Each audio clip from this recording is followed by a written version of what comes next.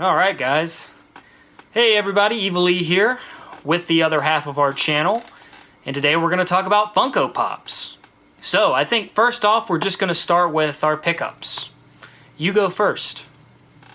Okay. Well, I got this Flash the other day. Okay. He was open box, and he did have a stick. No, here's a sticker, actually. I got him at Goodwill. You can't read that, but it says 99 cents. Ooh. So. Bargain bin pop. Yeah. Since these things go for like $10, I thought it was a steal. Yeah, I have one Funko Pop open somewhere, Frieza. I don't have him right now actually. Where do you keep them? I had him behind me actually, but I think I put him behind the your tag's showing on your hat. Huh. Just don't turn her. Just don't rip it out. You gotta resell it. I just tucked don't it rip back it out. No, the value just dropped. No, I think I have them behind the G.I. Joe vehicle back behind me. Okay. All right, and then you have. Do you want me to show yours? That I actually picked. Yes. I actually picked up a pop for him here where I live, and I'm gonna get it to him. I'm gonna ship it to him sometime soon. All right, I'll show that one real quick. Dun da da da. The Dun, camera da, da, da. is probably gonna be too close, but It'll I do. may adjust it. General Cleitus. Tell me when it looks good. Bring it over.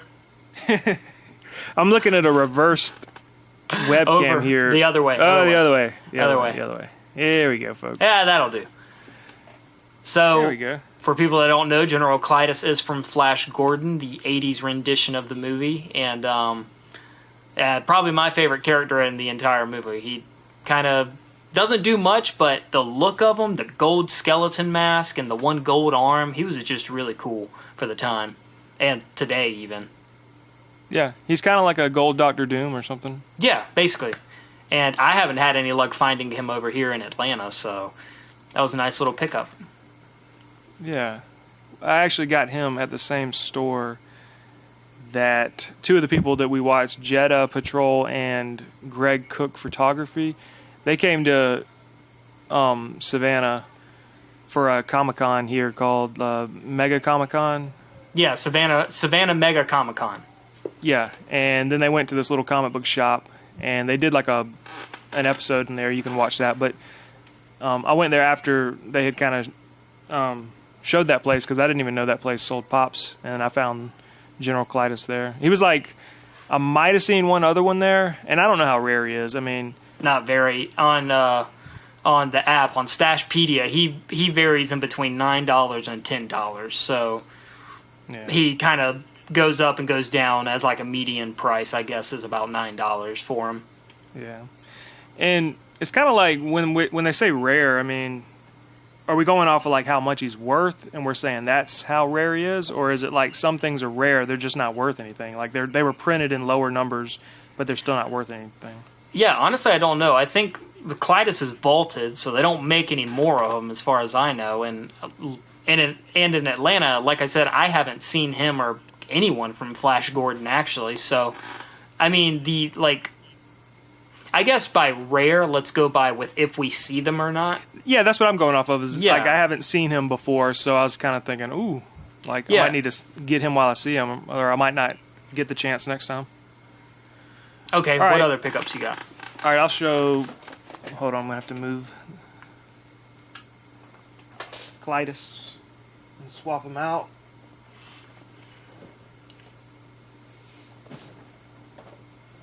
The Shredder. Oroku Saki, was that his name? In Ninja Turtles? Something like that. Oroku Saki? I think that was his name. Oroku? But I don't even know if it was comic book accurate or not, or if they just made that up for that movie. Yeah. Oroku Saki. I think that was his name. Anyway, I like this one. I like how his helmet's shiny. I think this was a neat little pickup. Yeah. He was the only one I saw in the store. And he was like on a back wall in a back room. And like with Pops, I mean, I just get kind of, there's so many of them, and like I like every third one I see, but I'm kind of like, all right, so how am I really going to go about collecting these but still not breaking the bank? So I kind of go off of that, like we were saying, I've looked through 100 of them, but I've only seen this one time, or in the whole store I've only seen one of these. So to me, that mixed with the fact that he's kind of like a character I think we all like, and he's pretty. I asked the clerk. He was like, yeah, I think he came out in like 2013 or something. Because I kind of asked like advice. I said, "Is this one? Should I get this one or should I get that one?" And when I asked him about the Shredder, he was kind of like, "Oh yeah, you probably want to grab that one if it's the only one because he came out in like 2013 or 2014." Yeah, I know on Stashpedia it tells people when it came out. Most of the Pops I own are very recent, probably within this year or late last year, I think. But that's pretty cool the way you're collecting the. I don't know if you're getting the whole line, but the Flash Gordon stuff because. Yeah, I mean, I'd love to get the whole line. It's on my wish list, so. Yeah, but it's kind of a. I mean, I don't see a lot of people chasing it, and I don't see it that often. I mean, it's probably just where I shop, but it's probably. I mean, it's kind of cool how you're gonna only need 5 characters to pretty much complete that set. Yeah. Unless they make another wave or something, you know. Yeah, I don't know if they will. I mean, honestly, I don't see the want for Flash Gordon Pops. You know what I mean? I mean, the reason I want them is because, for one, I love the movie, and we actually met the Flash Gordon guy at Dragon Con. Yeah, the main guy. You know, it was pretty cool. Okay, let me show you these 2 other ones, and then if you have any you want to show. All right, this one you haven't seen yet. I just picked it up the other day, and he was $2. His eyes are freaky, man.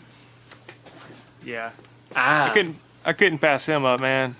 Yeah, Darth Maul. Oh man, I don't know if I like the red in the middle of the yellow as opposed to the yellow. Just like if it was just yellow, I think I'd like it more than. Yeah, but his eyes were a different color though in the movie, right? Yeah, I know this is a style that Pops does or Funko does, Yeah. but they actually were kind of a different color in the movie. Yeah, they were yellow and red, I guess. From what I remember. So he's pretty cool. Got the little double lightsaber. I don't know if I'm really showing you. Yeah, there's the price. Oh, off camera. $2? Is that what that says? Yeah, it's up. Yeah, there you go, $2.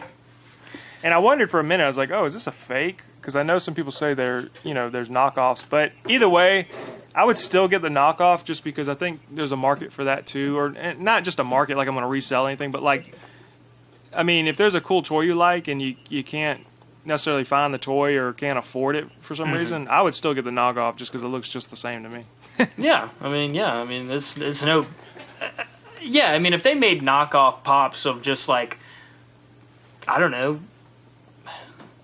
anything, I guess they'd work because, you know, myself, I'm kind of an out of box collector. Like, I like to take all these toys, like these World of Nintendo toys, these Marvel Universe toys I used to collect, and I like to just take them out of the box and put them on my shelf. And there are very few toys, Funko being one of them, that I like to just, you know, keep in the box.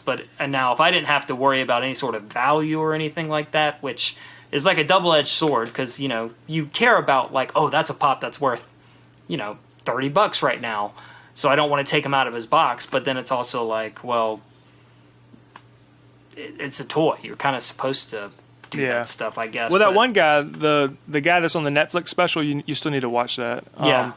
He's like a boxer and a collector. He takes his out, and then he puts his boxes, he keeps them in storage or somewhere, so he still takes care of the boxes to put the figures back in. He just displays the figures kind of like on shelves out of box and stuff. And it does look really good. He's got them lit with like LEDs, and it looks pretty cool. Yeah, no, on the stair risers, the acrylic ones. Yeah. Yeah, I told you about those the other day. Yeah, those do look good, especially the way he has them lit. So you were talking about box condition. This is the Yellow Power Ranger. I got this at that same comic book shop. But see, you could see the creasing and all. It's pretty bad condition. But I kind of said, I started early on. I mean, hold on. I came so late in this game that I can't be picky really, and I'm not going to because that takes a lot of the fun out of it for me. Yeah. So I'm just going to, like, if I see a really beat up box and it's a chase, or if I see just some figure I want and the box is beat, I'm like, the figure's floating in there in protective packaging, and that's all I'm worried about. It's almost like the more beat up the box, the more character it has, and it has a more of a backstory to it. Like, it was kicked around the streets of New York, it fell in a sewer, got some ooze on it, found its way to me somehow. You know what I mean? I'm just saying, I'm not going to sit there and throw or pass up a pop just because it's beat up. I mean, I can't care that much, you know? Yeah, no, and I completely agree. I was at Toys R Us the other day, and there was a little gruesome there from Wacky Racers and a Ape Sapien from Hellboy. Both boxes were really tore up. I didn't pick them up for other reasons besides the box, but I mean, regardless, if I wanted to spend that money on those two, the box would have meant nothing to me. I would have just popped them right out of the box and thrown them on my shelf, just because, you know, for one, their colors are really cool. A little gruesome with the purple face, and he has like a trench coat on, and then Ape Sapien with his like, it's a nice little dark teal color. It's like green and blue. He's not just green. So yeah. Okay, that's all the ones over here I have to show the pickups I have. That's actually all the ones I own. You know, yours being the General Cleitus. So, do you have anything over there that you have on hand that you can show, or have you shown everything? So what I'll do is I'll angle this camera with you and me, and I'll show you. Okay, so over here, my most recent pickup is going to be this Mr. Rogers right here. It is the Barnes & Noble exclusive Mr. Rogers with the puppet on his hand, the little king puppet, and I just thought it was really cool. I gotta say, the reason that I picked it up, though, was because I'm still new to Funko Pop collecting, and, you know, and it's very apparent. I say it in my video that I just did of the King Aragorn pickup, where, you know, I'm not the biggest fan of their design and how they look right now, but it's the hunt, and it's seeing other people who are really into it, which gets me really into it. And I think I speak for both of us whenever I say that, because we're kind of like symbiotes. We feed off of the energy of other things. You know what I mean? We jump on the bandwagon. Okay, maybe we're bandwagoners. I tried to give it a better word, but anyway. So, you know, I'm not saying I watched Mr. Rogers growing up, but I did. You did? Yeah. Yeah, see, I mean, it's what was on. It was what was on at the time with a few other things, but so if I really had to put it into words, the reason I picked up the Mr. Rogers Funko Pop was because on Stashpedia it said the median sort of price it was selling for was double what I was paying for it, and in my mind I said, that's an easy deal. I only have one Funko Pop right now. Let me get another that might appreciate in value or not, whatever. It's just one pop, you know. It's not like this is my 10,000th pop or my 300th pop or something like that. And I mean, if I had to pick another reason I bought it, was I thought the puppet on his hand was really cool. I liked the little design that it was a pop within a pop. You know what I mean? Yeah. But that's just the Mr. Rogers. I'm not really tied to that pop in particular. Now, King Aragorn was the first Funko Pop I ever bought, and he speaks to me in different ways because, for one, first Funko Pop, liked him, I hold him a little special. Two, he was a Barnes & Noble exclusive that I really was just learning all this stuff when I picked him up. And three, I really like the Lord of the Rings movies and books, and he's probably my favorite character in the books, and then in the movie, he's really good. I like him, and I don't know. It was just an easy purchase at that point. You know, I was like, well, if I'm gonna buy anything, I'm gonna buy the guy that I like. You know, like, you know, there's other Lord of the Rings pops out there like Saruman and Gandalf facing the Balrog and Merry and Pippin and stuff like that. But for some reason, though, I don't really care about those. I just really liked the Aragorn one.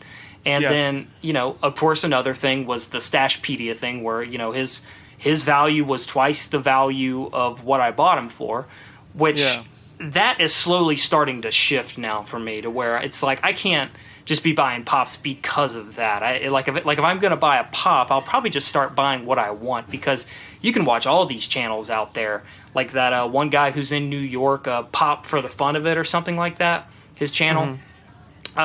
Anyway, he's always saying, oh yeah, people are selling all their collections and they're just going to focus on one or two lines that they like and collect for that. And he says that almost every video whenever he does, paid $300 for this collection, paid $1,100 for this collection. So for me, it's just, it's just like, just follow what you like. Like I really like Flash Gordon. None of those pops are worth anything. You know what I mean? Now, Lord of the Rings pops, none of those are worth really anything. Now, the Hobbit pops, for some reason, are going for a lot of money. Like, those are all, all of them. Just the original Hobbit stuff? Yeah, like the original Hobbit from, 2010 when that movie came out, or 11 or something. I hope it didn't pass anything up. No, I promise you, I didn't realize that. All of them are worth something, and I don't know what it is about the fantasy line of things, but, early Game of Thrones ones, those are all selling for lots of money. So, I don't know. Go on. Real quick, when you went to get Aragorn, when you went to the store, did you know he was released, so you went there specifically for him, or were you just hunting and he was there as a new release? Yeah, no, I had no idea. I just walked in, and I was like, oh, they have the little help desk in the center of the place. Well, on the help desk, they had about 5 Aragorns stacked on top of each other, just kind of sitting around. And I walked past them. I was like, oh, that's really cool. Let me go look around before I buy them, because I only had $11 in my pocket. I didn't have it, I didn't have enough to buy 2 or 3 pops. I was just kind of like, you know what? Let me go out and buy my first pop. And I'm walking around, and then I go to the pop section. I'm looking, and I'm like, this stuff doesn't really speak to me. This doesn't really speak to me. There was one that I liked. It was a Michael Corleone Barnes & Noble exclusive of The Godfather. Mm-hmm. But I was like, I mean, don't get me wrong, I like those movies. I've got the book. I'm currently reading the book. But, part of me was just like, I don't know. For some reason, I just don't care about that pop. Like a lot of them, when I look at them, I'm just kind of like, that doesn't speak to me. I don't want to collect that just because I'm collecting. You know what I mean? I don't care for it that much. But then, I walked back past the help desk and was like, man, that Aragorn does look good, though. It is Aragorn. Yeah. And then I remember calling you and being like, hey, so I'm thinking about purchasing this for my first pop. And, we talked back and forth, and it was just like, well, you like Aragorn, because, we were weighing pros and cons of it. And I was like, is that a good first pop? And he's like, and you're basically telling me, you can't think of it like that. I mean, as far as, is that a good first pop to buy? Do you like it? Do you want it? And whether it was $5 in a clearance bin or it's the brand new Barnes & Noble exclusive King Aragorn that you think is going to appreciate, or that's one of my personal opinions, just buy it if that's what you want. So that's just what I did. Yeah. And so you were early enough on to where you saw 5 or 6 of them stacked on the desk, you said, which is what they do for new releases. Yeah.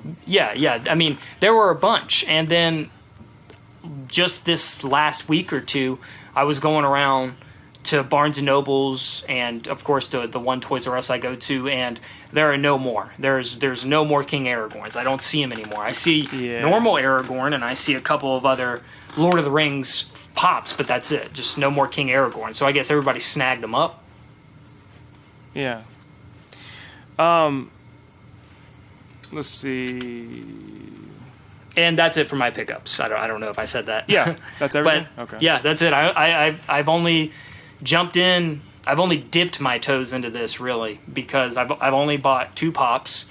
Not to say that I'm nervous to buy pops. It's just there's a lot out there that I just haven't seen that I'm gotta have it. You know what I mean? Because Well, you're coming from a different kind of background. The toys you were always interested in looked like the actual people. There's proportions and stuff. Yeah. Exactly. This has a design to it that I'm not like I said 5 minutes ago, I'm not into the design as much as other people, but I'm into it for other reasons, Yeah, it's almost like an adrenaline rush.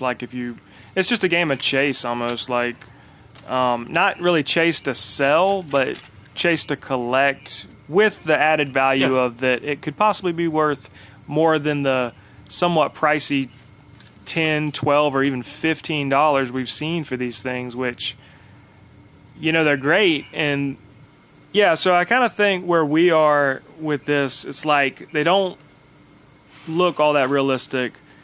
They're not like what we used. We used to collect the Star Wars figures, and see, I collected the old Star Wars figures, which they don't look the best, and even collectors today kind of only the diehard fans who appreciate the old '70s look really like those things. But a lot of people today like all that articulation, and like the Marvel Legends. Mm-hmm. And then you got some people who get into the really expensive collectible toys or whatever. Yeah. But yeah, so these look like bobbleheads, which I don't think either of us have ever been drawn to bobbleheads. No, I've owned one bobblehead my entire life, and it was a Homer Simpson bobblehead, so it was already cartoonish. Yeah. You know what I mean? Yeah. And I've always associated bobbleheads with like baseball bobbleheads. I just never got into any of that sports memorabilia. Actually, I did get into like signatures of basketball players for a while. Mm-hmm. But I never got into like the memorabilia that I just felt like would never have any value, or no one else would actually. You couldn't really. Not that I was looking to sell, but it's just like it just looked like junk, you know. And I didn't want junk floating around. I wanted like signatures on cards. Like that seems like that's something that like is unique and special. It's not just like a ton of them in boxes that nobody cares about and can't sell them after a period of time. But yeah, so these. I think it's just the craze that's going on with them. It's been going since 2010 is what I hear, and I can't believe. I mean, I think we talked about it through the years because you got that one Frieza a long time ago, but we were just kind of against it, and I didn't even know the price back then. I didn't realize they were, and I don't know how long they've been around that $10 mark. Yeah. But because if you would have asked me, I would have thought they were $4.95 or something. Yeah, $5. Yeah, that's what they look like to me. But yeah, I think it's just the craze and everyone being involved. It seems like it's like you were saying. It's a phenomenon. Like everybody's into this. Guys, girls, kids, adults, everybody. You know what I mean? There's just something for everyone here. You know, there's old IPs that only adults would know about, and there's IPs now that kids love. You know, like Troll Hunters is one I think of, which is a DreamWorks thing, which the only reason I like it is because Guillermo del Toro did it. But it's definitely a lot more of a kid-oriented thing. Yeah. You know? It's that and the fact that you hear that they're making more, which in one respect you could say, man, they're saturating the market with more stuff that's just going to sit on the shelves as people pick through it to find the ones they want, the chases or whatever. But then again, it's like, on the other hand, it's like, oh no, that's actually kind of cool that they're strong enough to where after 8 years, they're still going strong, and you know, it's like this fun little stock market system where things rise and fall, sell now, hold it till later. Yeah. And it kind of the little stock market system kind of justifies the $10 that you probably shouldn't be spending, only because it adds up, man. If you go every day, or every other day, and you're like, yeah, I'll pick up something small. See, we're thrift store shoppers. We're used to spending like $1 and $2, and these things got you spending 10 to 15, or not. I'm sorry, I'll go ahead and say 8 to 15, unless you're looking at like a clearance rack, which usually nobody's looking at the clearance rack because nobody wants those. But so it is some weird recipe mixture of like pop culture, chase, everybody gunning for the same thing, possible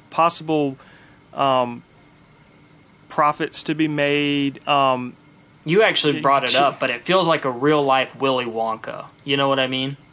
Yeah, like chasing the golden ticket. Yeah, but like all the time, because they're always releasing different golden tickets for different lines. Yeah, that's true.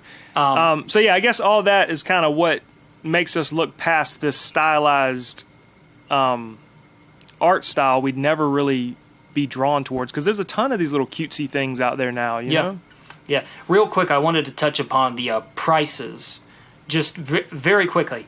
And I just want to say that I'm not into the way that they're priced. Like, Target is the best about pricing them at $8.99. Barnes & Noble probably secondly with, $9.95. Those are still too high in my mind, but I don't like how everywhere you go, Funko Pops are priced differently. Hot Topic has them for like $12 or $13. I went to another place called Pop Cult that had them, all of them, even common ones, for $15. Like, I just don't like this like I could walk in somewhere and I have no idea what I'm about to pay for these, when it's like, oh, well, I'll just go over to Barnes & Noble and get them, unless it's an exclusive. And then I'm like, well, what's the point, man? If I got to pay more for this exclusive that's not even more rare. It's like, I just don't, I really hate the disconnect between having the same prices everywhere. Because I know if I go to Target and Walmart or something like that, and I'm looking for some toy line that I'm currently hunting right now, they're the same price. They're $6.99. That's it. Yeah. You know what I mean? Like, it's $6.99 at Target, $6.99 at Walmart, and then back when Toys R Us was a thing, $6.99 at Toys R Us. Yeah. And it's like they're gouging the prices. Yeah, like Toys R Us, the their craze. original price for Funko Pops, I think, was $11.99 or $9.99 or something. And I didn't like that. I still don't like it, and that's what I don't support about these Funko Pops. Is I hate the sometimes $6 difference between a place that sells them and another place. And it's like, oh, well, that place actually has their own exclusive, and it's like, I don't like that. I don't. That's not what I want. They can have their own exclusive. I don't care who has their own exclusive. That's great, fun to chase. But if the prices are going to be a difference, then it's not even a chase at that point. It's just like, oh no, it's just an exclusive. You know? Yeah. Like, I don't think like the exclusivity of having that particular pop should warrant $6 increase. You know, now a chase may be one thing, but even some chases aren't even valued. You know what I mean? Like, there are two chases for the Valerian line. That guy that did the Fifth Element. Sometimes it's the common that out, prices the chases. Yeah. But real quick, like I was saying, there was the Valerian line. There are two chases within that line, and both of those chases are worth like nothing.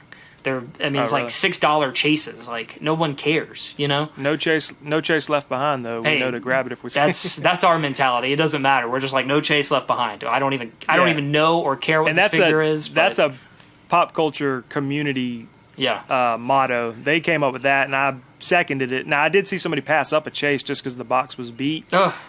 And I won't say any names because they probably have found so many chases they don't really care. But they left one behind because the box was beat up. It was a hopper, and I was like, I'll take it.